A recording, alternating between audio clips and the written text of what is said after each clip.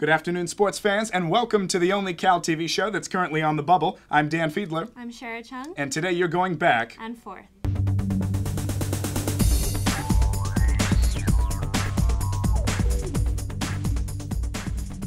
We begin the episode with the talk of the town. The Cal men's basketball team has erased 50 years of disappointment and heartbreak by defeating Arizona State this past Saturday 62-46 to capture their first Pac-10 title in half a century. The Bears were led by Jamal Boykin and Patrick Christopher, who scored 14 points each. Now, Shara, my question to you is that how important is this title in the scheme of their entire season, and how well will they perform in the Pac-10 tournament in the coming 2 weeks?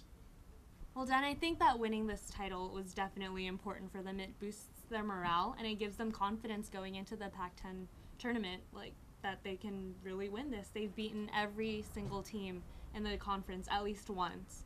Right. And so I think that they're going to win the tournament. Okay, well, I respect your right to an opinion, but just because they've beaten everybody once doesn't mean that they're going to beat everybody again in the Pac-10 tournament. I don't think that this conference championship is very important because it doesn't guarantee them a bid to the NCAA tournament. They have a 3-game winning streak right now, which is tied for the longest that they've ever had. When they beat Stanford on Sunday, like they will, they'll have 4 games, meaning that they'd have to have a 7-game winning streak in order to win the Pac-10 tournament. I think that is too consistent for a team that relies so much on three-point shooting. Jamal Boykin is the Pac-10 Player of the Week. He's been playing really good, but still, that's way too consistent for this flimsy team. I think that they're hot right now, and I think that they can pull it off. Bears have won 5 of their last 6 games and play number 2 Stanford this Saturday at home. They're currently ranked 3rd in the Pac-10, securing themselves a first-round bye in the Pac-10 tournament. Dan, how far do you think they'll go?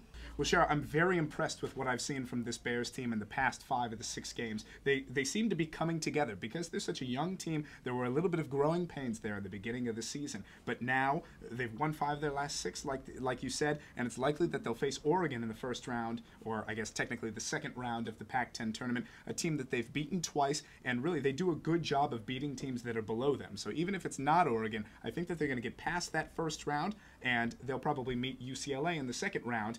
And they had sort of that weird game in Berkeley when they played against them and shot like 6% from the field in the first half or something like that. But I think that they will have enough momentum that they can probably get by UCLA in the second round and make it to the finals where the juggernaut Stanford looms.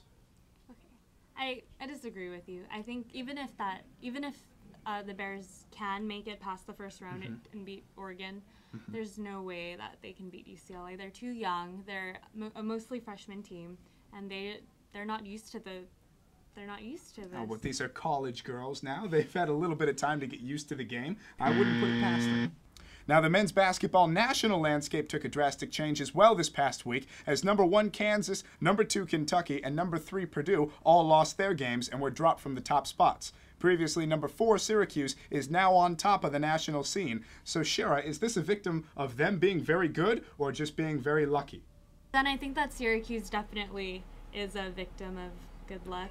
Really? Yeah. Okay, why do you think that?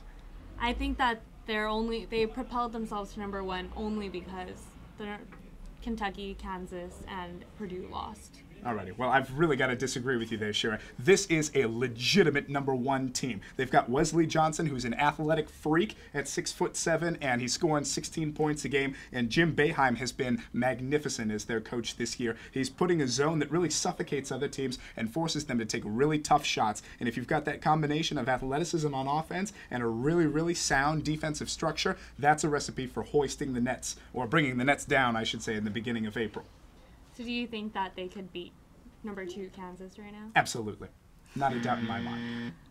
Alrighty, well, that's all the time we have for today. For Shira Chung, I'm Dan Fiedler. Make sure to tune in later this week to get your download for What's Up in Cal Athletics.